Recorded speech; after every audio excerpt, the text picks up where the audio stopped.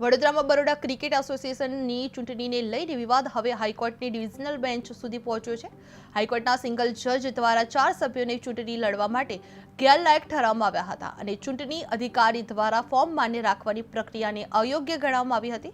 પ્રમુખ પદના ઉમેદવાર કિરણ મોરે, અમોલ ચિકાર, અનંત ઇન્દુકર અને અમર પીટીવાલાએ આ ચુકાદાને પડકારતા ડિવિઝનલ બેન્ચમાં અરજી કરી છે। હવે આ મામલે 7 એપ્રિલે સુનવાણી હાથ ધરવામાં આવશે, જેને લઈને ક્રિકેટ વર્તુળોમાં ચર્ચા તેજ બની છે। બીસીએ ચૂંટણી મામલો જોવા મળી રહ્યો છે, જેમાં હાઈકોર્ટ સુધી પહોંચ્યું છે, જે 4 ઉમેદવારો ગેરલાયક રીતે ઠારવવામાં આવ્યા છે, જે નિર્ણય સિંગલ જજના ચુકાદા સામે પડકાર કરવામાં આવ્યો છે, જે ડિવિઝનલ બેન્ચમાં આ કેસ દાખલ થયો છે, જે 7 એપ્રિલ સુધી આ સુનવાણી હાથ ધરવામાં આવશે।